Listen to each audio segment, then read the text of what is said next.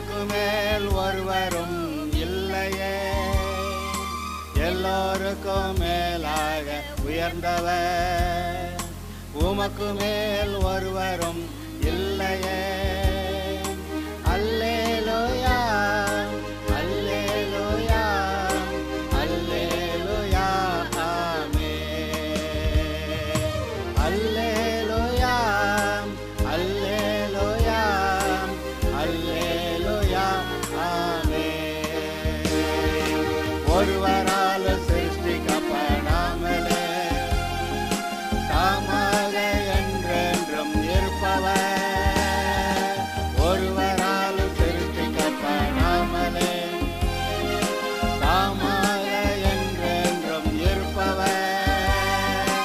அல்லேலூயா அல்லேலூயா அல்லேலூயா. சொந்த பிள்ளையாக ஏற்றுக்கொண்டார்.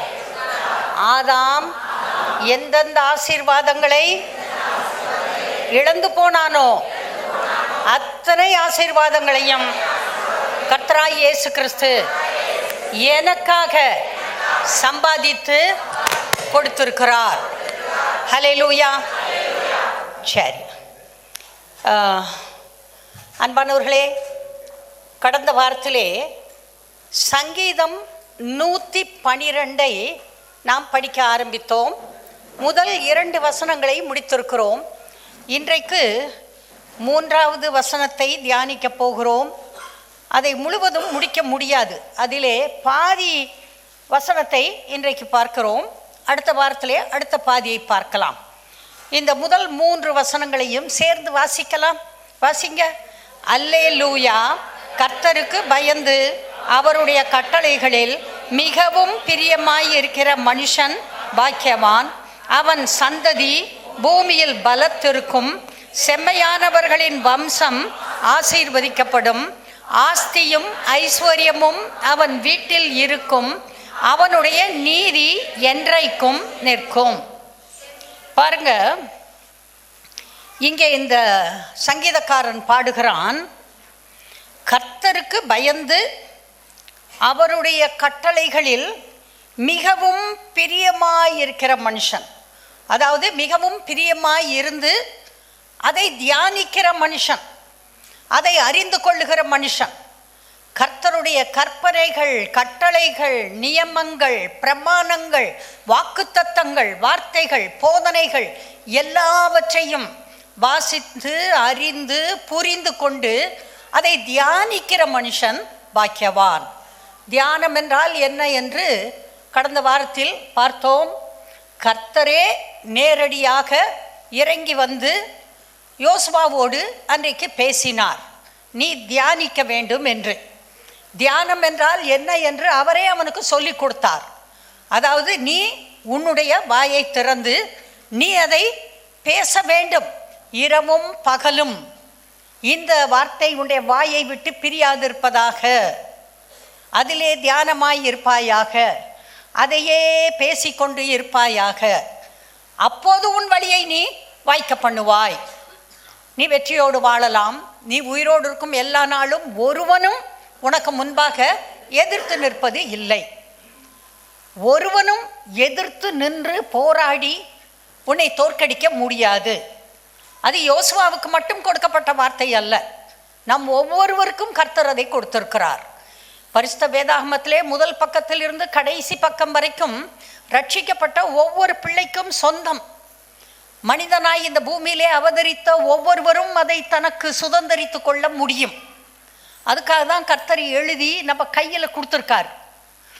பல தலைமுறைகளுக்கு முன்பாக அவர்களுக்கு இப்படி பேப்பர் வசதி இல்லை, இப்படி அருமையான புத்தகம் நம்ம தூக்கிட்டு வந்துடுறோம், அந்த மாதிரி இல்லை.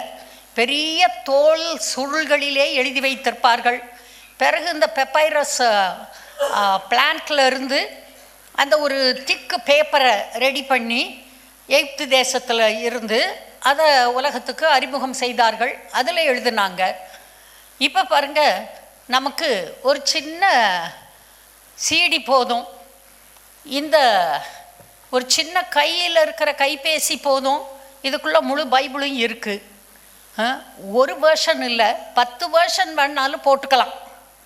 எத்தனை மொழிபெயர்ப்பு உங்களுக்கு வேணுமோ அத்தனையும் இந்த ஒரு சின்ன புக்கில், சின்ன கைபேசியில் போட்டுக்கலாம். அதை வச்சுட்டு கேட்கலாம்.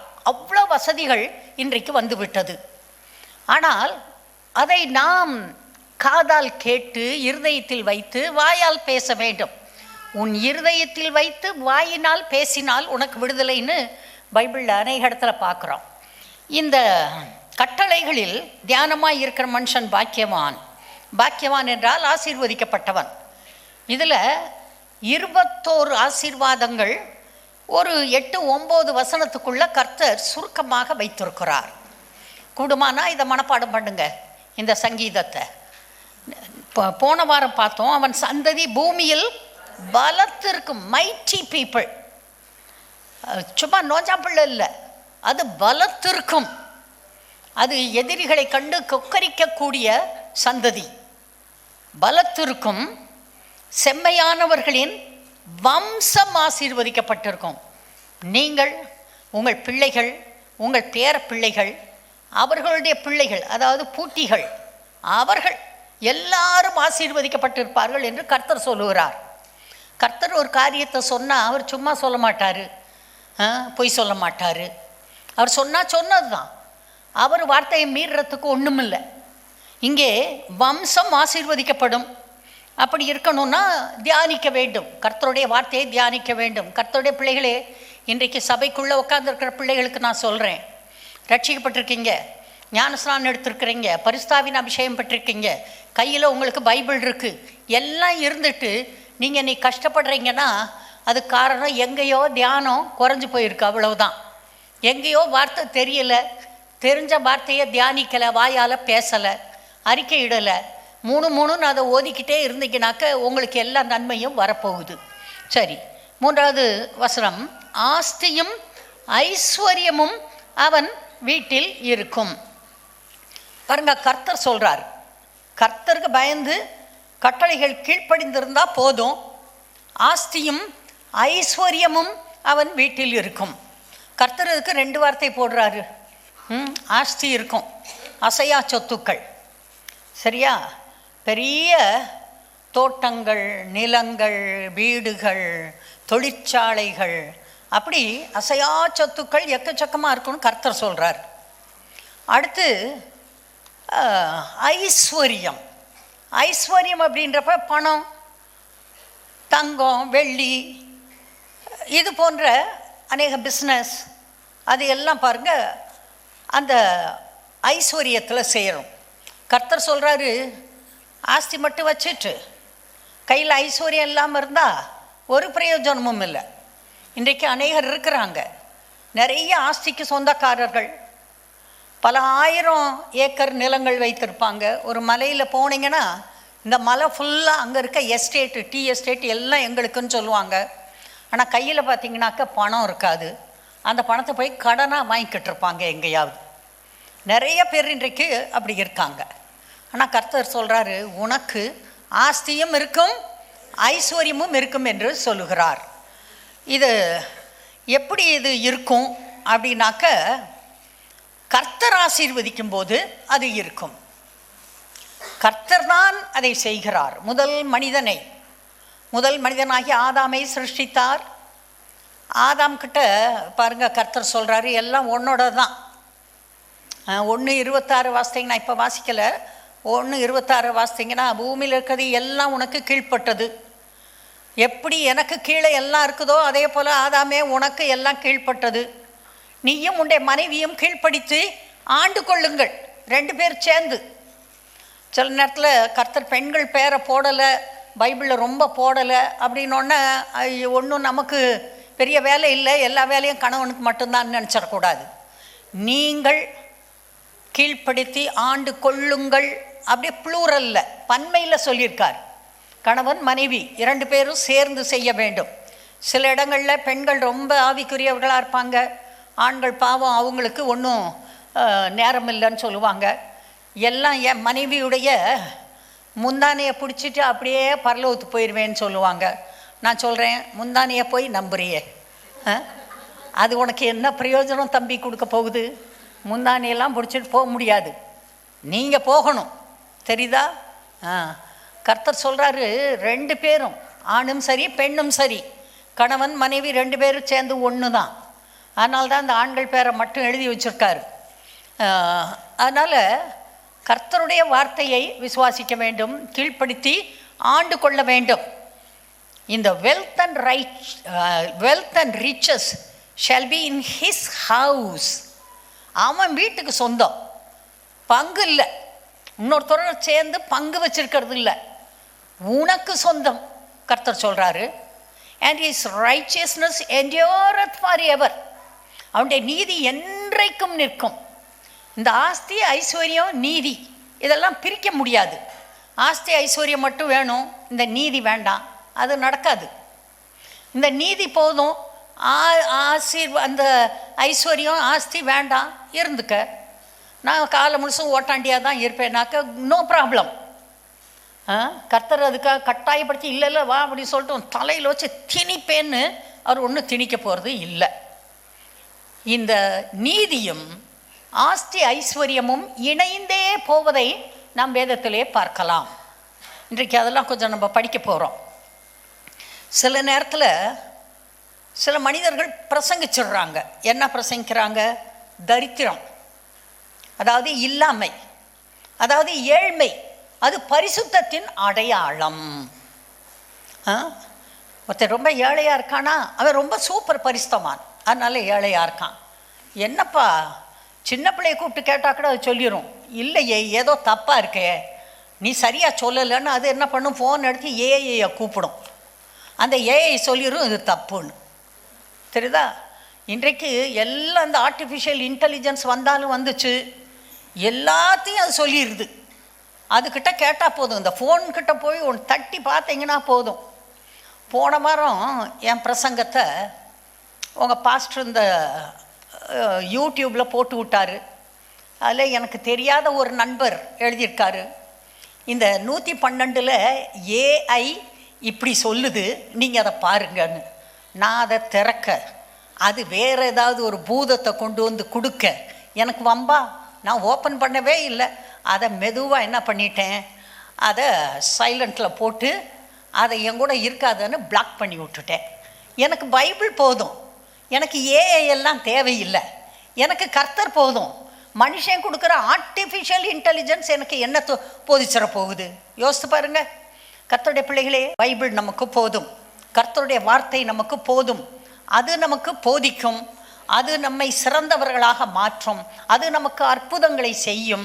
நாம் கேட்பதை விட அதிகமான ஆசீர்வாதங்களை கர்த்தர் நமக்கு கொடுப்பார். அதனால் தரித்திரம், இல்லாமை, ஏழ்மை அது பக்தியின் அடையாளம் இல்லை, அது விசுவாசியின் அடையாளம் இல்லை. அப்படிப்பட்டவர்கள் வந்து கர்த்தரை விசுவாசிக்கும் போது அவர் அவர்களை ஆசீர்வதிக்கிறார், அவர் பெருக பண்ணுகிறார். அவரிடத்திலே வந்து ஏழ்மையாய் போனவர்கள் யாரும் இல்லை, வரும்போது சாதாரண மனிதர்களாக வருகிறார்கள். ஆனால் காலம் போக போக கர்த்தரோடு உறவு நெருக்கமாக அவருடைய கரத்தை பிடித்து கொண்டு அவரோடு பேசிக்கொண்டு அவருடைய வார்த்தைகளை விசுவாசிக்க நிலைமை மாறிவிடுகிறது. இந்த தாவீது பாருங்க, ஒரு சாதாரண ஆட்டு மேய்ப்பன். என்ன பண்ணிட்டு இருந்தான்? ஆடுகளை மேய்த்து கொண்டிருந்தான். அவன் அண்ணன் சொல்கிறான், என்னடா அந்த கொஞ்சம் ஆடுகளை வனாந்தரத்தில் விட்டுட்டு இந்த யுத்தத்தை வேடிக்கை பார்க்கியா நீ வந்த அப்படின்னு அவங்க அண்ணனே சொல்கிறான். கொஞ்சம் ஆடுகளை மேய்த்து கொண்டிருந்தவன், ஆனால் அப்போதே அவன் பாடல்களை பாடிக்கொண்டு இருந்தான், கர்த்தரை துதித்து கொண்டு இருந்தான். அந்த பக்கம் போகிற ஒரு ஆள் பார்க்குறான். அவன் வந்து இந்த ராஜா கிட்ட சொல்கிறான், பெத்லஹேமில் ஈசாயின் குமாரன் ஒருவன் இருக்கிறான், அவனை எனக்கு தெரியும், அவன் நேர்த்தியாக வாத்திய கருவிகளை வாசிக்கிறவன், யுத்த வீரன், காரிய சமர்த்தன், அப்படிலாம் அவனை பற்றி புகழ்கிறான் பாருங்க. கொஞ்சம் ஆடுகளை மேய்த்து கொண்டிருந்தவன். கர்த்தர் பார்த்தாரு, வாப்பா இந்த ஆடெல்லாம் விட்டுரு, என் ஆடுகளை உனக்கு தர்றேன், என்னுடைய ஆடுகளை மேய்க்க வேண்டும் என்று சொல்லி அவனை கொண்டு வந்து முதல்ல யூதா மேலே ராஜாவாக வைத்தார். பிறகு சமஸ்த இஸ்ரவேல் 12 கோத்திரங்களின் மேலும் ராஜாவாக வைத்தார். அந்த மனிதன் சொல்லுகிறான், வெள்ளியையும் பொன்னையும் கற்களைப் போல குவித்து வைத்திருக்கிறேன், என்னுடைய மகனாகிய சாலமோனே, நீ சின்ன பையனா இருக்க, சொல்கிற பேச்ச கேளு, இதெல்லாத்தையும் எடுத்து கர்த்தருக்கு ஆலயத்தை கட்டு. அதாவது கர்த்தர் ஆஸ்தியையும் ஐஸ்வர்யத்தையும் பெருக பண்ணுவது எப்போதுமே அவருடைய நீதியை நிலைநாட்டுவதற்கும் அவருடைய காரியங்களை செய்வதற்கும் அது முக்கிய ஒரு ஏதுவாக அவர் பயன்படுத்துகிறார். அது ஆஸ்தி ஐஸ்வர்யம் வர்றப்ப அதை எல்லாத்தையும் மூட்டை கட்டி அது மேலே ஏறி உக்காந்துருக்கிறதுக்காக கர்த்தர் கொடுக்கறது இல்லை. அதை வைத்து கர்த்தருக்கு நாம் பிரயோஜனமாக இருக்க வேண்டும். அவன் கொடுத்ததை அவர் அவனுக்கு திரும்ப கொடுப்பாருன்னெலாம் பைபிள் சொல்லுது பாருங்க. நீங்கள் எதை அவருக்காக கொடுத்தாலும் எதை அவருக்காக செலவு செய்தாலும் அதை விட அதிகமாக பெருக்கி அவர் அமுக்கி குலுக்கி உங்கள் மடியிலே சரிந்து விழ பண்ணுகிற கர்த்தர். அதனால் கர்த்தருடைய பிள்ளைகள் கர்த்தர் கொடுக்கிற ஐஸ்வர்யத்தை அவருக்கு சாட்சியாக அவருடைய மகிமைக்காக அவருடைய ஊழியங்கள் பெருகுவதற்காக அவருக்காக செலவு பண்ணும்போது அது குறைவது இல்லை, அது அதிகமாகிறது. அதனால் ஏழ்மை பரிசுத்தத்தின் அடையாளம் இல்லை. எல்லாரும் சொல்லலாம், ஏழ்மை பரிசுத்தத்தின் விசுவாசத்தின் அடையாளம் இல்லை. கர்த்தர் ஆஸ்தியையும் ஐஸ்வர்யத்தையும் பெருக பண்ணுகிறவர். ஆண்டவராய் இயேசு கிறிஸ்து நம்மை ஐஸ்வர்யவானாக்கும்படியாக கல்வாரி சிலுவையிலே தரித்திரரானார். இப்படியே பைபிள் சொல்லுது. கர்த்தர் சொல்றாரு, இந்த பாரு, உன்னை ஐஸ்வர்யவானாக்குவதற்காக நான் சிலுவையிலே தரித்திரனானேன். நான் பூமியில் இருந்த காலத்தில் என் பின்னாலேயே பைய தூக்கிக்கிட்டு அரண்மனையில் வேலை பார்க்குறவர்களுடைய மனைவிமார் வந்தாங்க அப்படின்னு கர்த்தர் சொல்கிறார். பைபிளில் எழுதப்பட்டிருக்கிறது. எதுக்காக பைய தூக்கிட்டு வந்தாங்க? இயேசுநாதருக்கு என்னென்ன செலவு இருக்கோ அத்தனை செலவையும் செஞ்சு விடுறதுக்கு தான் வந்தாங்க. அவருடைய வளர்ப்பு தந்தையாகிய யோசேப்பு அவர் ஒரு பெரிய கட்டுமான வேலையிலே இருந்தவர். அது சும்மா நீங்கள் பார்க்குறப்ப ஏதோ தச்சு வேலைன்னு போட்ட உடனே 2 குச்சியை அப்படியே தச்சு வேலை பார்த்துக்கிட்டு இருந்தவர்னு நினைக்கக்கூடாது. அவர் பெரிய பில்டிங்ஸ் கட்டுறவர். அவருக்கு ஒரு ட்ரெஸ்ஸு கொடுத்தாங்க. அவர் ஒரு அங்கி போட்டிருக்கார் பாருங்க, அது பல லட்சம் மதிப்பிலான அங்கி. அதை கிழிச்சா அது யாருக்கு பிரயோஜனப்படாது, ரொம்ப விலையேற பெற்றது. அதனால அன்றைக்கு இருந்த போர்ச்சேவர்கள் என்ன பண்ணாங்க, சீட்டை போடு, உனக்கு விழுந்தா நீ வச்சுக்க, எனக்கு விழுந்தா நான் வச்சுக்கிறேன், அவனுக்கு விழுந்தாக்க அவன் வச்சுக்கட்டுன்னு சொல்லிட்டு அதை சீட்டு போட்டாங்கன்னு போட்டிருக்கு. அந்த அளவுக்கு விலையேற பெற்ற ஒரு அங்கியை அவர் போட்டிருந்தார். அதனால் இயேசுநாதர் தரித்திரர் அப்படிங்கிறது சிலுவையிலே தரித்திரர் ஆனார். ஒரு சின்ன கையளவு துணி கூட இல்லாமல் அவர் அங்கே தொங்கினார். கையில் காசு இல்லை, கழுத்தில் மாலை இல்லை, ஒன்றும் இல்லை. அவர் அப்படி தொங்கினார். எதற்காக? நம்மை ஐஸ்வர்யவானாக்கும்படியாக. இதை விசுவாசிக்கணும், ஏற்றுக்கணும், இருதயத்தில் வைக்கணும், இதை தியானிக்கணும். கர்த்தாவே, என்னை ஐஸ்வர்யவானாக்குவது உம்முடைய சித்தம், விருப்பம், நோக்கம். அதற்காக நீர் எதை செய்யக்கூடாதோ செய்ய முடியாதோ அதை செஞ்சீங்க. என்னுடைய தரித்திரத்தை கல்வாரி சிலுவையிலே சுமந்து தீர்த்து விட்டீர் ஆண்டவரே, அதை விசுவாசிக்கிறேன். இன்னையிலிருந்து எனக்கு ஐஸ்வர்யவானுடைய மனநிலையை தாங்க. நான் ஒரு ஏழை குடும்பத்தில், ஏழை வீட்டில், ஏழை சட்டியில் சாப்பிட்றேன் அப்படி இப்படின்னு அதில் ஒரு பெருமை, அதை பீத்திட்டுலாம் இருக்கக்கூடாது. சொல்லணும், இயேசு கல்வாரி சிலுவையிலே என்னுடைய தரித்திரத்தை சுமந்து தீர்த்தார், எனவே நான் அவர் சுமந்ததை சுமக்க வேண்டிய அவசியம் இல்லை. பிசாசே, உன் மூட்டைய, இந்த தரித்திர மூட்டையை தூக்கிட்டிய வீட்டை விட்டு ஓடிப்போ, நானும் என் வம்சமும் என் சந்ததியும் ஆசீர்வதிக்கப்பட்டவர்கள்னு சங்கீதம் 112 சொல்லுது. அதை நான் விசுவாசிக்கிறேன். அப்படி சொல்லணும், பேசணும். இருதயத்தில் வாயில் பேசு. கர்த்தர் அப்படி தான் சொல்லியிருக்காரு. இருதயத்தில் மட்டும் வைக்காத, வாயில் மட்டும் வைக்காத, இருதயத்துலேயும் வாயிலையும் சேர்த்து வை. எப்பையும் ராத்திரியில் தட்டி தூக்கு உன்னை எழுப்புனா நீ சொல்லணும். என்ன சொல்லணும்? ஆஸ்தியும் ஐஸ்வர்யமும் என் வீட்டில் இருக்கும்னு சொல்லணும். அதாவது யாரால் எல்லாம் இதை விசுவாசிக்க முடியவில்லையோ, அன்பானவர்களே, உங்களுக்கு தான் சொல்கிறேன், விசுவாசிக்க முடியாதவர்கள் இந்த வாரம் முழுசும் அதை சொல்லுங்க. சொல்ல சொல்ல சொல்ல அது உங்கள் இருதயத்தில் ஸ்ட்ராங்காக நிற்கும். அது நீங்கள் பேசுகிறப்ப வெளியே வரும். இருதயத்தின் நிறைவினால் வாய் பேசும். உங்கள் இருதயம் வேத வசனங்களினால் கர்த்தருடைய கற்பனைகளினால் நிறையட்டும். அவர் பெரிய அற்புதங்களை செய்கிறவர். 3 யோவானில் 2வது வசனம் சொல்லுகிறது, பிரியமானவனே, உன் ஆத்துமா வாழ்கிறது போல நீ எல்லாவற்றிலும் வாழ்ந்து சுகமாய் இருப்பாய். ஆத்துமா வாழ்கிறதா? அந்த உள்ளான மனிதன் வாழ்கிறானா? அவன் செழிப்பாய் இருக்கிறானா? அவன் கொழுமையாய் இருக்கிறானா?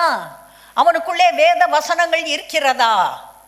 அப்படிப்பட்ட மனுஷன், அவன் ஆத்துமா வாழ்கிறது போல அவன் எல்லாவற்றிலும் வாழ்ந்து சுகமாய் இருப்பான். எல்லாரும் சொல்லலாம், எல்லாவற்றிலும் எல்லாவற்றிலும் வாழ்ந்து நான் சுகமாயிருப்பேன். நான் வியாதியா இருக்க மாட்டேன், நான் சுகமாயிருப்பேன். எல்லாம் இருதயத்துக்குள்ள வார்த்தை இருக்கணும். ஆத்துமா வாழ வேண்டும். உங்களுடைய ஆத்துமா கர்த்தருடைய ஆத்துமாவை போல சிருஷ்டிக்கப்பட்டது. அவருடைய சாயலிலே, அவருடைய ரூபத்திலே நீங்கள் இருக்கிறீர்கள். அவர் நாசியின் சுவாசத்தை, அவருடைய உயிரில் ஒரு பங்கை அந்த ஆதாமுடைய நாசியில் ஊதுனாரு. அவன் ஜீவாத்மாவானான். ஒவ்வொரு பிள்ளையும் பிறக்கிறப்ப அவர் அதை ஊதுறாரு, அவருடைய ஆவியை கொடுக்குறாரு, அந்த ஜீவனை கொடுக்குறாரு. அதனால தான் நாம் இன்றைக்கு ஜீவாத்மாவாக இருக்கிறோம். ஒவ்வொருக்குள்ளையும் பாருங்கள், சில நேரத்தில் ஆச்சரியமாக இருக்குது. 10 மாதம் அம்மா சுமந்துடுறா, டெலிவரிக்கு போகிறா, குழந்தைய பிறக்கிறா, பெற்று வெளியே பார்க்குறப்ப பிள்ளைகிட்ட உயிர் இல்லை. என்ன ஆச்சு? இவ்வளோ நாள் உயிர் இருக்குன்னு சொன்னாங்கள்ல, என்ன ஆச்சு? அங்கே அந்த கர்த்தருடைய நாசியின் சுவாசம் அங்கே கிடைக்கவில்லை. தெரியுதா? அதனால் அவர் ஒவ்வொரு குழந்தையும் பிறக்கும்போது ஒவ்வொரு குழந்தைக்கும் தன்னுடைய சுவாசத்தை கொடுக்கிறார். அந்த குழந்தை ஜீவாத்மாவாக இருக்கிறது. அது இந்த பூமியிலே வளருகிறது. கர்த்தருடைய வார்த்தையை கேட்டு கேட்டு படித்து படித்து அதை புரிந்து கொண்டு அந்த பிள்ளை பாருங்க வளர்ந்து பெரிய ஆளாக ஆகிறது. எனவே உங்கள் ஆத்துமா வாழ வேண்டும். உங்களுக்குள்ளே இருக்கிற அந்த ஜீவன் வாழ வேண்டும். நீங்கள் ஜீவ ஆத்மா. கர்த்தருடைய சுவாசம் எனக்குள்ளே இருக்கிறது. கர்த்தரை போல சிருஷ்டிக்கப்பட்டிருக்கிறேன். நான் பேசினா எனக்கு நடக்கும், கர்த்தரை விசுவாசித்தால் எனக்கு நடக்கும். இந்த மாதிரி அடிக்கடி உள்ளத்தில் பேசணும். பேசி பேசி விசுவாசத்தை நீங்கள் வளர்க்க வேண்டும். தன் விசுவாசத்தினாலே நீதிமான் பிழைப்பான். பார்த்தீங்களா? அந்த பிழைப்பு, ஆசீர்வாதம், நீதி எல்லாம் ஒன்றாவே தான் பைபிளில் வந்துக்கிட்டே இருக்கும். ஆஸ்தி ஐஸ்வர்யத்தை மட்டும் கொடுங்க, நீதி வேண்டாம் அப்படின்னாக்க நடக்காது. கர்த்தர் அப்படி ஒரு பிரின்சிபலை வைக்கலை. இப்போ ரட்சிக்கப்படாதவங்க நிறையா பேர் நிறையா பணம் வச்சுருக்காங்களே, இருக்கட்டும். அதனால் என்ன? கர்த்தர் தான் அதை அவங்களுக்கு கொடுத்தாரு, வேறு யாரும் கொடுக்கல. கர்த்தர் தான் கொடுத்தாரு. அவர் எதிர்பார்க்குறாரு, வாய்ப்புகளை கொடுக்குறாரு. சரி, நீ உனக்கு என்ன 100 கோடி வேணுமா, 100 லட்சம் கோடி வேணுமா, வச்சுக்க.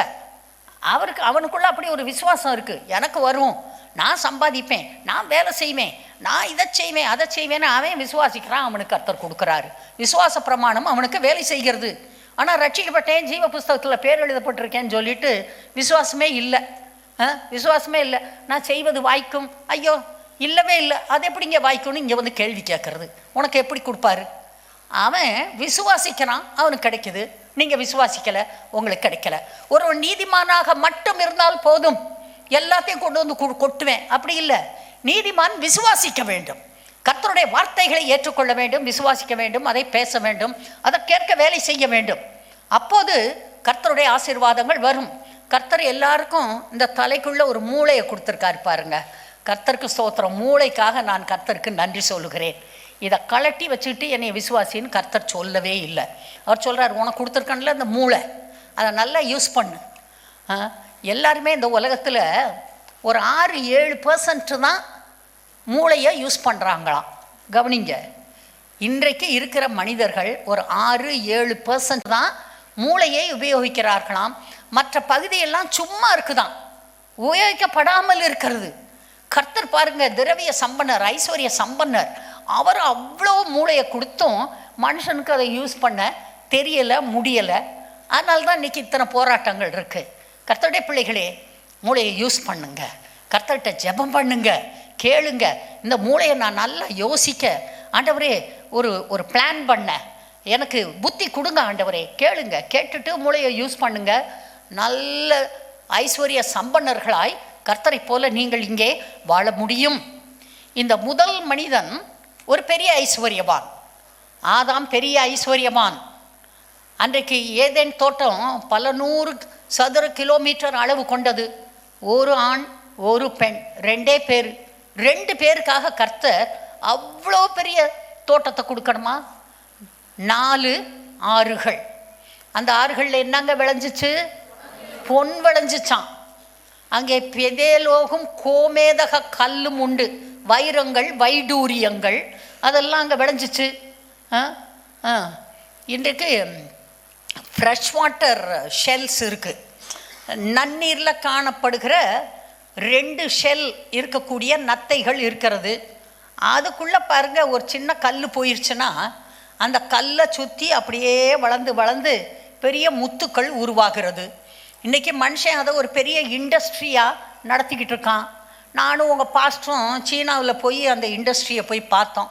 அடே அப்பா, ஆர்டிஃபிஷியல் செயற்கையாக தண்ணியை வச்சு இந்த நத்தையை போட்டு அதுக்கு ஏதோ ஒரு சாப்பாட்டை கொடுத்து வச்சுருக்கான். அது உள்ளுக்க பார்த்தீங்கன்னாக்க முத்துக்கள் வளருகிறது. அன்றைக்கு இருந்த அந்த 4 ஆறுகளில் எத்தனை நத்தை இருந்துச்சோ, அதுக்குள்ளே எத்தனை முத்துக்கள் இருந்ததோ கர்த்தருக்கு தான் வெளிச்சம், நமக்கு தெரியாது. கர்த்தர் அப்படி ஐஸ்வர்யவானாக வைத்தார். அவன் அங்கிட்டு இருக்கிற கல்லை வெட்டினான்னாக்கா அடியில் வைரம் மின்னுது, கோமேதக கல் அங்கே இருக்கிறது. அவ்வளோ பெரிய ஐஸ்வர்யவானாக அந்த தண்ணி போய் வளையிற இடத்துல இருக்க மண்ணை எடுத்து சலித்து பார்த்தா தங்கம் இருக்குதுங்க, தங்கம். இந்த 2 பேருக்கு இவ்வளோ கொடுக்கணுமா? இன்றைக்கு பூமியில் நீங்கள் பார்க்குற எத்தனை மரங்கள், எத்தனை பழ வகைகள், கீரைகள், காய்கறிகள் எல்லாம் அத்தனையும் அன்னைக்கு அங்கே இருந்தது தான், அந்த தோட்டத்தில் இருந்தது தான். அத்தனையும் விளையிறதுக்கு எவ்வளவு இடம் வேணும்? எல்லாம் கர்த்தர் உண்டாக்கினார். கர்த்தர் இந்த 2 பேருக்காக கொடுத்தார். அவர் சொல்கிறாரு, நான் பெரிய ராஜா, நீ குட்டி ராஜா, நான் அப்பா, நீ பிள்ளை. நான் பரலோகத்தில் எப்படி இருக்கிறனோ அதே போல் பூலோகத்தில் நீ இருந்துக்கோடா மகனே ஆதாமே. அப்படி தான் கர்த்தர் சொன்னார். அவனுக்கு மட்டும் சொன்னாரா? அவனுடைய சந்ததிக்கே சொல்லுகிறார். அதனால் கர்த்தருடைய பிள்ளைகள், கர்த்தர் சிருஷ்டிக்கும் போதே, முதல் மனிதனை இந்த பூமியில் வைத்த போதே அவனுக்கு பெரிய ஐஸ்வர்யத்தை கொடுத்தார். ஆஸ்தியும் ஐஸ்வர்யமும் அவன் வீட்டிலே இருந்தது. அடுத்தது பாருங்க, நோவா காலத்தில் பெருவெள்ளம் வந்தது, எல்லாம் அழிந்து போனது. அந்த நோவாவுடைய பெருவெள்ளத்திற்கு பிறகு பூமி முழுசும் யாருக்கு சொந்தம் சொல்லுங்க? நோவாவுக்கு தான் சொந்தம். அடையப்பா, அவனுக்கு அவன் மனைவி, அந்த 3 மகன்கள் இருந்தானுங்க பாருங்க, அவங்களுக்கு மனைவிகள். இந்த 8 பேர் மாத்திரம் அந்த பேழைக்குள்ளே இருந்தாங்க, காப்பாற்றப்பட்டாங்க. அந்த 8 பேருக்கு இவ்வளோ பெரிய பூமியை கர்த்தர் கொடுத்தாருப்பா. அதுக்கு பிறகு தான் பூமியெல்லாம் பகுக்கப்பட்டது, அது இது பார்க்குறோம். தாராளமாக ஏராளமாக மீதம் வைக்கும்படியாக அப்பேற்பட்ட ஐஸ்வர்யத்தை கர்த்தர் அந்த ஒரு மனிதனுக்கு கொடுத்திருந்தார். அடுத்து வேதாகம மனிதர்கள் சிலர் பேர்களை சொன்னாக்க ஆச்சரியப்படுறோம் நம்ம. அவர்கள் பெரிய ஐஸ்வர்யவான்களாக இருந்தார்கள். தேவனுடைய காரியத்தை செய்வதற்காக, தேவனுடைய நீதியை நிலைநாட்டுவதற்காக, கர்த்தர் மகா பெரியவர், ஆசீர்வதிக்கிறவர் என்பதை நிரூபித்து காட்டுவதற்காக, இவர்களை கொண்டு ஒரு எழுப்புதலை பூமியிலே உண்டாக்குவதற்காக கர்த்தர் அவர்களை பெரிய ஐஸ்வர்யவான்களாக வைத்திருந்தார். ஆபிரகாமை பாருங்க. ஆபிரகாம் அவனுடைய வேலைக்காரன் சொல்கிறான், என்னுடைய எஜமான் பெரிய பணக்காரன், ஐஸ்வர்யவான், கர்த்தர் அவனை அதிகமாய் ஆசீர்வதித்திருக்கிறார். அவனுக்கு வெள்ளியும் பொன்னும் மாடுகளும் வேலைக்காரிகளும் எல்லாம் வரிசையாக சொல்லிக்கிட்டே இருக்கான். எல்லாவற்றையும் கர்த்தர் கொடுத்தார் என்று. ஆபிரகாம் அவனுடைய மகனாகிய ஈசாக்கு, அவன் தான் பஞ்ச காலத்தில் பஞ்ச தேசத்தில் 100 மடங்கு அறுப்பறுத்தவன். கர்த்தர் அவனை ஆசீர்வதித்தார். யாக்கோபு கோலும் கையுமாய் போய்விட்டு பெரிய பரிவாரங்களோடு திரும்பி வந்தவன். அவனை கண்டு எல்லாரும் அந்த ஊரில் இருக்கவன்லாம் பயப்படுறான். அந்த அளவுக்கு கர்த்தர் அவனை ஆசீர்வதித்தார். அடுத்து யோசேப்பு பக்கத்து தேசத்தில் போய் அங்கே பிரைம் மினிஸ்டர் ஆயிட்டார். அவர் சொல்லாமல் ஒருத்தனும் கையவோ காலவோ ஆட்டக்கூடாதுன்னு அந்த ஊர் ராஜா பார்வோன் கட்டளையிட்டார். அடே அப்பா, எவ்வளோ பவர்ஃபுல் மேன் அந்த யோசேப்பு! யோசித்து பாருங்க. அவனை கொண்டு அந்த தேசத்தையும் சுற்றிலுமாயிருந்த தேசங்களையும் கர்த்தர் போஷித்தார். அவன் தான் அன்னைக்கு ரேஷன் கடையை திறந்தவன், முதல் ரேஷன் ஆஃபீஸர் அவன் தான் அதை இன்ட்ரடியூஸ் பண்ணிவிட்டான் உலகத்துக்கே. கர்த்தர் ஞானத்தை கொடுத்தார். அந்த ராஜா சொல்கிறார், அடேப்பா, இவ்வளோ ஞானத்தை பெற்ற வேற ஒரு மனுஷனை நான் எங்கேயாவது தேடி கண்டுபிடிக்க முடியுமா? முடியாது. நீயே இந்த தேசத்தை வச்சுக்கோ, ஆனால் எனக்கு அந்த சீட்டை மட்டும் கொடுத்துருப்பா. அந்த சேரில் வந்து உட்காந்துராத, அந்த சேரில் நீ உட்காந்துராத, அதில் மட்டும் நான் உட்காந்துக்கிறேன். ஆனால் எல்லா வேலையும் நீ தான் செய்யணும். யார் எங்கள் ஊருக்காரே உனக்கு விரோதமாக ஒன்றும் பேசிட முடியாது, எழுதிட முடியாது. எல்லாம் நீ சொல்கிற மாதிரி தான் செய்யணும்னு ராஜா இந்த யோசேப்பை ஆசீர்வதித்தார். மோசே பாருங்க, அடிமை வீட்டில் பிறந்து அங்கே பெரிய அரண்மனையில் வளர்ந்தா கர்த்தர் அவனை கூப்பிட்டு, நீ ஒரு ராஜா, இஸ்ரவேல் தேசத்தில் நீ தாண்டா ராஜா, நீ உங்களை நடத்திட்டு போ. பெரிய ஐஸ்வர்யமானவன். அவனால் இந்த குடும்பத்தை, மனைவி, பிள்ளைகளை, இந்த பெரிய தேசத்தை வழி நடத்துகிறதுனால பார்த்துக்க முடியல. அதுக்காக மாமனார் வீட்டுக்கு அனுப்பிச்சிட்டான். மாமனார், பரவாயில்ல மாப்பிள்ளை, நீங்கள் நல்ல வேலையை பாருங்கள், உங்கள் பிள்ளைகளை நான் பார்த்துக்கிறேன், உங்கள் ஐஸ்வர்யத்தை, உங்கள் ஆஸ்தியை நான் பார்த்துக்கிறேன், பத்திரமா கொண்டு வர்றேன் அப்படின்னு அவங்க வெளியே வந்தது பிறகு கொண்டு வந்து எல்லாத்தையும் விட்டுட்டு போனார் மாமனார் எத்திரோ. பாருங்க மோசே. அடுத்தது ஆரோன் யார்? ஆரோன் நடந்தான்னாக்க யாரும் ரெண்டு பக்கமும் பக்கத்தில் நிற்கக்கூடாது. பைபிளை வாசித்து பாருங்க. அவன் அப்படியே அதை தூக்கிட்டு வர்றப்ப எல்லாம் விலகிக்கணும். இந்த பக்கம் 10 அடி, அந்த பக்கம் 10 அடி தள்ளி நில்லு. அவன் நடந்து வருவான். எப்படி நடந்து வருவான்? அவனுக்கு மார்பதக்கம் அங்கே அப்படியே அந்த கல்லுக இருக்கும், அப்படியே டால் அடிக்கும் பாருங்க. ஏன்னா அவனுக்கு தலையில் கிரீடம், நெத்தியில் நெத்தி பட்டம், கர்த்தருக்கு பரிசுத்தம்னு அதில் முத்திரை வெட்டப்பட்டு இருக்குது. அவன் ட்ரெஸ்ஸை பார்த்து எவனாவது இந்த மாதிரி ட்ரெஸ்ஸு தச்ச நீ ஊர்லேயே இருக்க மாட்டேன். அவன் மாதிரி ட்ரெஸ்ஸு யாரும் தைக்கக்கூடாது. அப்படி அவன் ஸ்பெஷல் ஆளுப்பா. கர்த்தர் அப்படி அவனை வைத்திருந்தார். செல்வ சீமானாக அந்த ஆரோன் ஒரு ராஜாவை போல அங்கே இருந்தான். அடுத்து யோசுவாவை சொல்லவே வேணாம். இந்த ஜனங்கள் வணங்கா கழுத்துள்ள ஜனங்கள். இந்த ஜனங்களுக்கு என்ன சொன்னாலும் கழுத்து வளையாது, காது கேட்காது. இது முரட்டாட்டம் உள்ள சந்ததி. ஆனால் நான் உனக்கிட்ட இவங்களை எல்லாரையும் ஒப்பு கொடுக்குறேன். கர்த்தர் சொன்னார், நீ சொல்கிற மாதிரி தான் இவன் செய்வான் அப்படின்னு சொல்லி எல்லா ஜனமும் சொல்லுது. மோசேக்கு கீழ்ப்படிந்து நடந்தது போல உமக்கும் நாங்கள் கீழ்ப்படிந்து நடப்போம் சொன்னாங்களா? அப்படி கர்த்தர் யோசுவாவை ஒரு குட்டி ராஜாவை போல வைத்திருந்தாள். அடுத்தது இந்த ரூத்து பார்த்தீங்களா? பாவப்பட்ட பிள்ளைன்னு நீங்கள் சொல்கிறீங்க. அது மோவாபிய பிள்ளை, அது ஒரு விதவை பிள்ளை. அது எதையும் எதிர்பார்க்காம பாவம் போல வருது. எதுக்காக வருது?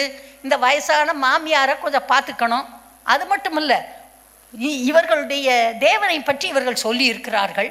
உன்னுடைய தெய்வம் என்னுடைய தெய்வம் அப்படின்னு சொல்லிட்டு ராஜா ஆண்டவராகிய பிதாவாகிய தேவனை தன்னுடைய தெய்வமாய் ஏற்றுக்கொண்டு வந்திருக்கிறாள்.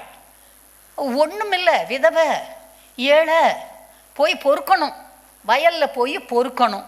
பொறுக்கி அந்த கோதுமையை, வார்கோதுமையை எல்லாத்தையும் கூட்டி சேர்த்து புடைச்சி அப்புறம் வீட்டுக்கு கொண்டு வரணும். அதை தினம் போய் பொறுக்கணும்.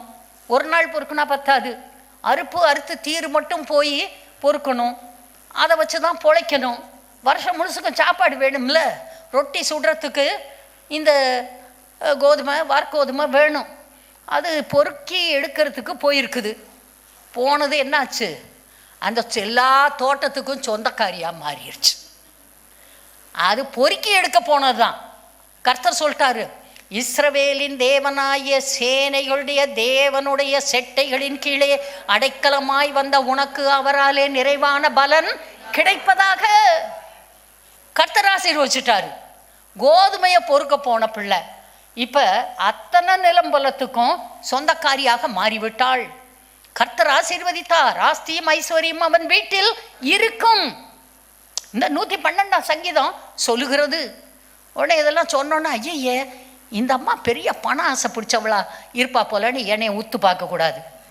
தெரியுமா, நான் எப்படி ஆரம்பித்தேன் என் வேலையன்னு எனக்கு தான் தெரியும். மொதல் மாதம் வேலைக்கு போய் சேர்ந்தேன், சம்பளம் 350 ரூபா. ஒரு மாதம் வேலை செஞ்சால் 350 ரூபா. அதுக்கு முன்னால் இந்த ஒரு டியூட்டோரியல் காலேஜில் போய் வேலை பார்த்தேன். காலையிலேருந்து சாயங்காலம் வரைக்கும் வேலை பார்ப்பேன். எனக்கு கிடைச்ச சம்பளம் ஒரு மாத சம்பளம் 100 ரூபா. ஹலோ, ஒரு மாத சம்பளம் 100 ரூபாய். ஒரு நாள் சம்பளம் 100 தர்றேன். எங்கள் வீட்டில் வந்து வேலை செய்யணும், யாராவது வேலைக்கு வருவாங்க? இன்றைக்கி 100 ரூபா தருதான். பிச்சை போடுறவனே 100 ரூபா போடுறான். இந்த அம்மா 100 ரூபா சம்பளத்துக்கு வேலைக்கு கூப்பிடுதுன்னு சொல்லுவானா மாட்டானா? யோசித்து பாருங்க. கர்த்தர் இவளை அத்தனைக்கும் சொந்தக்காரியாக மாற்றினார். அடுத்து தாவீதை பற்றி தான் உங்களுக்கு சொல்லிட்டேன், அவன் எப்படிப்பட்ட ஐஸ்வர்யவானாக மாறினான் என்று. இந்த போவாஸ்ன்ற ஒரு மனிதன், அவன் யார்? அவன் தான் தாவீது ராஜாவுடைய பாட்டன். அவன் பெரிய ஆஸ்திக்காரனாக இருந்தான். அவனை பார்த்தோன்னா எல்லாரும் சொல்கிறாங்க, இஸ்ரவேலின் தேவனால் நீ ஆசீர்வதிக்கப்படுவாயாக. அவன் தோட்டத்தில் வேலை பார்க்க வர்றவங்களாம் அவனை ஆசீர்வதிக்கிறாங்க. எப்பெல்லாம் வர்றானோ அப்பெல்லாம் ஆசீர்வதிக்கிறாங்க. அவ்வளோ நல்ல மனிதனாக இருந்து அவன் ஆசீர்வாதங்களை சுதந்திரித்து கொண்டான். அடுத்து சாமுவேல், நீங்கள் சொல்லலாம் சின்ன சாமுவேல், சொல்லும் கர்த்தாவே அடியேன் கேட்கிறேன் அப்படின்னு சொன்ன சாமுவேல் நினைக்கலாம். ஆமாம், அன்னைக்கு அவன் அப்படி தான் முதல்ல ஆரம்பத்தில் சொல்லிட்டு வந்தான். ஆனால் பின்னால் போக போக அந்த இஸ்ரவேல் தேசம் முழுவதையும் நியாயம் விசாரித்தான், வல்லமையான காரியங்களை செய்தான். அவன்கிட்ட எல்லாம் இருந்தது, அவனுக்கு எந்த குறைவும் இல்லை. அடுத்தது சவுல் ராஜா கழுதையை தேட போனான். காணாமல் போன கழுதையை தேடுறதுக்கு போனான். கர்த்தர் பார்த்தாது, சவுலே வா, இன்னையிலிருந்து நீ கழுதையெல்லாம் தேடாத, கழுதையெல்லாம் அகப்பட்டுச்சு, உங்கள் அப்பா கழுதையை வச்சுக்கட்டும், விட்டுரு, உனக்கு கழுதையெல்லாம் வேண்டாம், நான் உன்னைய ராஜாவாக்க போகிறேன். அவன் சொல்கிறான், ஐயோ என்னுடைய குடும்பம் சின்ன குடும்பம், நாங்கள் ரொம்ப எளிமையானவர்கள், பாவப்பட்டவங்க, என்னை போய் சொல்கிறீங்களே. அதெல்லாம் சரி, வாயை மூடு கொஞ்சம், நீ தான் ராஜா அப்படின்னு சொல்லிட்டு சாமுவேல் அவனை ராஜாவாக அபிஷேகம் பண்ணினான். 40 வருடங்கள் அவன் அங்கே இஸ்ரவேல் தேசத்திலே ராஜாவாக இருந்தான். அடுத்து நெகேமியா யாரு? அவன் ஒரு யுத்த கைதியாக பிடித்து கொண்டு போகப்பட்டவன். கடைசியில் பார்த்தீங்கன்னா கவர்னர் ஆயிட்டான். அவன் கவர்னராக அதே ராஜாவால் இஸ்ரவேல் தேசத்திற்கு அனுப்பப்பட்டான். அவன் பந்தியில் சாப்பிட்டவங்க எத்தனை பேர், அவன் சமையல் பண்ண ஆடு மாடு எவ்வளவுன்னு பார்த்தீங்கன்னா ஆச்சரியமாக இருக்குது. நான் அந்த அதிபதிகள் வாங்குகிற, அந்த கவர்னர் வாங்குகிற சம்பளத்தை நான் வாங்கலைன்னு அவன் எழுதி வச்சிருக்கான் நெகேமியா. கர்த்தர் அப்படி அவனை பெரிய மனிதனாக வைத்தார். இந்த எஸ்தர்னு ஒரு பிள்ளை, யார்ப்பா அது? அப்பாவும் இல்லை அம்மாவும் இல்லை. அதை அடாப்ட் பண்ணி ஒருத்தர் வளர்க்குறாரு, மொர்தகாய். கடைசியில் பார்த்திங்கன்னா கர்த்தர் அதை ராணியாக்கிட்டாரு. அநேக தேசங்களுக்கு, 120 தேசங்களுக்கு ராஜாவாக இருந்த அகாஸ்வேருவின் மனைவியாக இவள் மாறிவிட்டாள். கர்த்தர் அப்படி செய்தார். கடைசியில் பார்த்தா அந்த அம்மா தான் மகனை வளர்த்து அவன் சொல்கிறான், யார் இஸ்ரவேலின் தேவனுடைய ஜனங்கள் இந்த இங்கே இருக்கீங்களே, அந்த ஊரில் எல்லாரும் புறப்பட்டு போங்க, பக்கத்தில் சுற்றி இருக்கிறவங்க எல்லாரும் வெள்ளி பொன் தங்கம் என்னென்ன இருக்கோ எல்லாத்தையும் கொடுங்க, காணிக்கைகளை கொடுங்க. இவங்க போய் என்ன செய்ய போகிறாங்க? தேவனுடைய ஆலயத்தை கட்டப்போகிறார்கள். எல்லாம் கொடுத்துச்சு. கொண்டு போய் ஆலயத்தை கட்டினான், அலங்கத்தை கட்டினான், ஒரு பெரிய வேலையை செய்தான். சாதாரண மனிதன், சாதாரணமாக பிடிக்கப்பட்டு போனவன். கர்த்தர் தன்னுடைய காரியங்களுக்கு உபயோகப்படுத்துவதற்காக அவனை எடுத்து வல்லமையாய் பிரயோஜனப்படுத்தினார். மொர்தகாய் யார்? இந்த மொர்தகாய் அந்த எஸ்தர் பின்னாலேயே போய் எஸ்தரை பாதுகாத்துக்கிட்டு இருந்தான். பின்னால் பார்த்தீங்கன்னாக்க அந்த ஆமானுடைய அரண்மனையவே இந்தா நீ வச்சுக்கோ அப்படின்னு கொடுத்துட்டாங்க. அவன் ஒரு பெரிய கவர்னராக இருந்தான் மொர்தகாய். யோபு யாரு? அவன் ஒரு ராஜா. அவனுடைய முதல்ல இருந்த ஆஸ்தி எவ்வளவு? அவன் பிரச்சனைகளை ஜெயிச்சதுக்கு பிறகு அதை போல டபுள் த டைம் கர்த்தர் அவனை ஆசீர்வதித்தார். அப்படி செய்தார். தன்னுடைய வேலையை செய்வதற்காக, தன்னுடைய காரியங்களை நடத்துவதற்காக, ஆத்ம ஆதாயத்திற்காக, கர்த்தரே தெய்வம் என்பதை காட்டுவதற்காக எலியா, எலிசா எல்லாரையும் கர்த்தர் எடுத்து உபயோகப்படுத்தினார். இந்த எலிசாவை பார்த்தீங்கன்னா அவன் ஏர் பூட்டி அப்படியே உழுதுகிட்டு இருக்கான். 12 ஏர், கடைசி ஏரை இவன் ஓட்டுறான். முன்னால் இருக்கவன்லாம் ஒழுங்காக ஓட்டுறானான்னு அவனை பார்க்குறதுக்கு தான் அவன் கடைசி ஏர். கர்த்தர் வந்தார், துணியை போட்டார், கோழியை அமுக்கிற மாதிரி அவனை ஒரு அமுக்கிட்டாரு. நீ வா, இனிமேல் இந்த வேலையெல்லாம் செய்ய வேண்டாவா, நான் உடைய வேற வேலைக்கு அனுப்புகிறேன்னு சொல்லி மகா வல்லமையான தீர்க்கதரிசியாக எலிசாவை கர்த்தர் எழுப்பினார். பாருங்க, சாதாரணமான மனிதர்களாக நாம் வருகிறோம், சாதாரண வேலைகளை செய்து கொண்டிருக்கிறோம். கர்த்தாவே உமக்கு பிரயோஜனமாக நான் வர விரும்புகிறேன் என்று சொல்லும்போது கர்த்தர் அதை செய்கிறார். ஹல்லேலூயா. இது போல கர்த்தருடைய பிள்ளைகளே, தானியேல் இவங்களையெல்லாம் பார்த்தீங்கன்னாக்க பெரிய மனிதர்களாக கர்த்தர் மாற்றினார். அவரிடத்திலே வரும்போது, அங்கே இரவும் பகலும் அவருடைய வார்த்தைகளை தியானிக்கும் போது, அவருக்கு சாட்சியாக வாழ வேண்டும் என்று விரும்பும்போது நாம் கேட்காத ஐஸ்வர்யத்தை கொடுக்கிறார். சாலமோன் பாவம், அவன் போய் பணம் கொடுங்கன்னு கேட்கவே இல்லை. அவன் என்ன கேட்டான்? எனக்கு போக்குவரவு அறியாத சிறு பிள்ளையாய் இருக்கிறேன், உங்கள் ஜனத்தை நியாயம் விசாரிக்கிறதுக்கு எனக்கு கொஞ்சம் ஞானம் வேணும் ஆண்டவரேன்னு கேட்டான். ஞானத்தை தான் கேட்டான். கர்த்தர் என்ன சொன்னார்? வச்சுக்கோடா, உனக்கு ஞானம் மட்டும் இல்லை, உன்னைய போல் ஐஸ்வர்யவான் உனக்கு முன்னால இருந்ததும் இல்லை, உனக்கு பின்னால இருக்க போவதும் அல்ல, வச்சுக்கோ. கர்த்தர் கொடுத்தாரு. அது மட்டும் இல்லை, சுற்றி இருக்க ஒருத்தனும் உனக்கு விரோதமாக வரமாட்டான், உன் காலத்தில் சமாதானம் இருக்கும், நல்லா சந்தோஷமா இரு. இடையில கொஞ்சம் சறுக்கி விழுந்தான் பாருங்க, விழுந்தான் அகாத பாதாளத்தில் விழுந்தான். ஆனால் அங்கே நிற்கலை.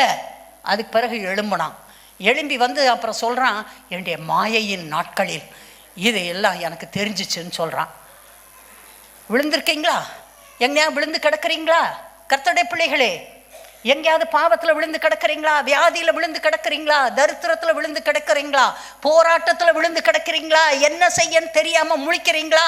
கர்த்தரை நோக்கி பாருங்கள், அவர் வருவார், அவர் உங்களுக்காக யுத்தம் பண்ணுவார், அவர் உங்களை உயர்த்துவார். இந்த யாங்கி சோன்ற ஒரு மனிதர் பாருங்க, ஒரு நல்ல மனிதர், ஊழியம் செய்தார். 7 லட்சத்துக்கு மேலே அவர் சபையில் மக்கள் இருந்தார்கள். ஒரு நாள் அவர் வீட்டில் இருக்கார், கிறிஸ்மஸ் சீசன், அந்த டிசம்பர் மாதத்தில் குளிர், அங்கெல்லாம் ஐஸ் கொட்டும், பனி மூடி இருக்கும். அவர் அங்கே இருக்கார். திடீர்னு பார்த்தா ஒரு ஃபோன் வருது. என்னென்னா ஒருத்தன் சொல்கிறாங்க, ஒரு ஹாஸ்பிட்டலில் உங்கள் சர்ச்சுக்கு வர்ற ஒரு மனிதர் ஆக்சிடெண்ட் ஆகிட்டார், ரொம்ப மோசமாக இருக்கார், அவர் நீங்கள் ஜெபம் பண்ணணும்னு சொல்கிறாரு. உடனே யாங்கிச்சோ அவர் எப்படி எவ்வளோ சீரியஸாக இருக்கார், செத்துருவார் கொஞ்சம் நேரத்தில் அப்படின்னு சொல்கிறாங்க. உடனே இவர் எந்திரிச்சு ட்ரெஸ்ஸை போட்டுட்டு நடுராத்திரி போகிறாரு, ஆஸ்பத்திரியில் போய் பார்க்குறாரு. பார்த்தா அந்த பையன் கண்ணை திறந்து அப்படியே முழிக்கிறான். அவர் சொல்கிறாரு, நீ ஒன்றும் பேச வேணாம், நான் ஜெபம் பண்ண போகிறேன், நீ ஜெபத்தை மட்டும் காதில் கேட்டுக்க, அவ்வளோதான். சரி, அவர் ஜெபம் பண்ணுறாரு. அவர் ஜெபம் பண்ண ஆரம்பிக்கிறப்ப அவர் சொல்கிறாரு, பரிசுத்த ஆவியானவரே வாங்க, உங்கள் கண்ட்ரோலில் இன்றைக்கு சபை இருக்கிறது, நான் உங்கள் கண்ட்ரோலில் இருக்கேன். பரிசுத்த ஆவி வரும்போது பெலனடைந்து அவர்கள் நல்லா இருப்பாங்கன்னு தானே பைபிளில் போட்டிருக்கு. நீங்கள் டுனாமிஸ் பவர் உங்ககிட்ட இருக்குது, அணுகுண்டை விட அதிகமான வல்லமை உங்களுடைய வல்லமை. பரிசுத்த ஆவியானவரே வாங்க அப்படின்னு அவர் பரிசுத்த ஆவியானவரை கூப்பிட்றாரு. ஜெபம் பண்ண ஆரம்பிக்கிறாரு. பனி கொட்டிக்கிட்டு இருக்கு, எல்லாம் 4 சொட்டரை போட்டுக்கிட்டு இருக்காங்க. பார்த்தா அந்த ரூம் குப்புன்னு வேர்த்தோன்னா பக்கத்தில் இருக்க நர்ஸ் முழிக்குது. கதவை ஜன்னலை திறக்க வேண்டியதாயிடுச்சு, திறக்குது. இவர் ஜெபம் பண்ணுறாரு. பரிசுத்த ஆவியானவர் அங்கே இறங்கினார். இறங்கி இன்ஸ்டண்ட்டாக உடனடியாக அவனுக்கு சுகத்தை கொடுத்தார். அவன் அடுத்து இங்கே பார்த்தாக்க செத்து போயிடுவான்னு சொன்னவன் அந்த கிறிஸ்மஸ் ஆராதனையில் உட்காந்துருக்கிறான். ஹல்லேலூயா. நம்முடைய ஆண்டவர் பெரியவர், அவர் சர்வ வல்லவர், அவரால் எல்லாம் கூடும். அவரிடத்துல எதை கேட்டாலும் அவர் கொடுப்பார், இல்லாததை கேட்டால் உருவாக்கி கொடுப்பார். நீங்கள் செய்ய வேண்டியது அவரை விசுவாசிக்க வேண்டியது. செம்மையானவர்களுடைய இருதயம் நமக்குள்ளே இருக்க வேண்டும். முதலிடம் கர்த்தருக்கு கொடுக்க வேண்டும். கண்ட குப்பையை இந்த மண்டையில் ஏற்றக்கூடாது. இந்த மூல அருமையான பொக்கிஷம் கர்த்தர் கொடுத்திருக்கிறார். Keep all your faith on God and God alone. கர்த்தர் மேல மட்டும் வைங்க, வசனத்தை விசுவாசிங்க. என்ன வேணுமோ போய் உட்காருங்க, ரூமுக்குள்ள போய் உட்காந்து கதவை சாத்திக்கிட்டு வசனத்தை சொல்லி கூப்பிடுங்க, பேசுங்க. அவர் வருவார். பரிசுத்த ஆவியானவர் வரும்போது அவர் உங்களுக்கு எல்லா காரியங்களையும் செய்வார். நீங்கள் செம்மையானவர்கள், கர்த்தருக்கு பயந்து அவருடைய கட்டளைகளில் மிகவும் பிரியமாயிருக்கிறவன். பிரியமாயிருந்து தியானமாயிருக்கிறவன் பாக்கியவான், ஆசீர்வதிக்கப்பட்டவன். எல்லா நன்மைகளையும் பெற்றுக்கொள்ள முடியும். இந்த பூமியிலே நீடித்து வாழ முடியும். வியாதியிலிருந்து விடுதலையாக முடியும். அந்த குடும்ப பிரச்சனையிலிருந்து விடுதலையாக முடியும். அந்த மூல கோளாறிலிருந்து விடுதலையாக முடியும். சரீர பலவீனத்திலிருந்து விடுதலையாக முடியும். அந்த கோர்ட் கேஸ்ல இருந்து விடுதலையாக முடியும். சுற்றிலுமாய் இருக்கிற ஜனங்கள் உங்களுக்கு எதிராக எழும்பும் போது கர்த்தர் உங்களோடு இருந்து உங்களுக்காக யுத்தம் பண்ணுவார். நம்முடைய கர்த்தர் பெரியவர், மகா பெரியவர். அவர் உங்களுக்குள்ள பரிசுத்தாவியை கொடுத்துருக்காரு. ரட்சிக்கப்பட்ட அன்னைக்கு பரிசுத்தாவியானவர் உங்களுக்குள்ள போனாரு, இன்னைக்கு இருக்கிறாரு. ஆவியானவர் உங்களுக்குள்ள இருக்காரு, நீங்க ஆவியானவருக்குள்ள இருக்கிறீங்க. ஜெபம் பண்ணுங்க, விடாதீங்க, பிடிங்க. கர்த்தர் உங்களோடு இருந்து உங்களை ஆசீர்வதிப்பார்.